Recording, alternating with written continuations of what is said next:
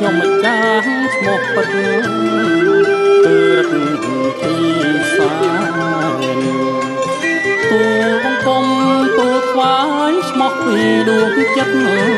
ខ្ញុំម្ចាស់ឈ្មោះពិតគឺរត់ទីសាមុំសាពីនគរអិនតបាត់ឥតខ្លាយថ្វាយដល់ព្រះនេះនៅនគរចំបានៅនគរចំបា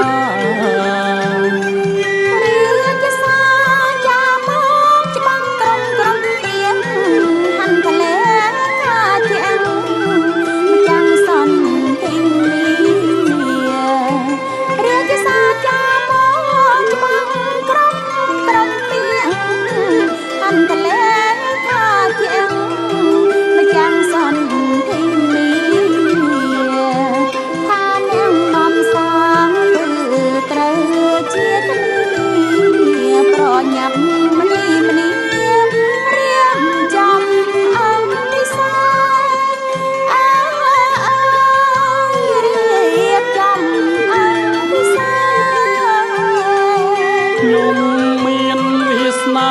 គួរໄວម្លេះទេបានជួបគូស្នេហ៍ក៏ក្រៃអាណា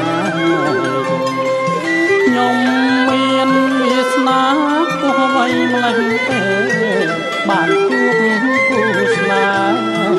ក៏ក្រៃអាណានេះជាការពិតកំពុងតែពិតជាចំលែករកស្មានមិនដល់រកស្មានមិនដល់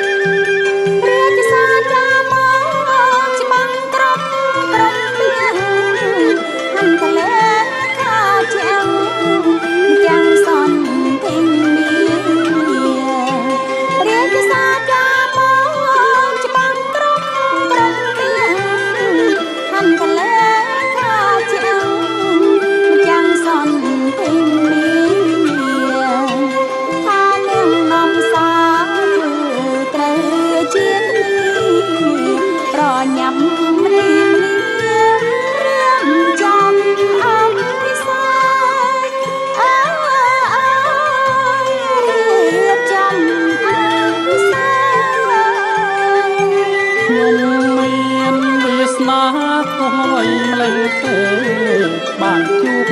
គូស្នេហ៍ក៏ក្រៃអាណាខ្ញុំមានវាសនា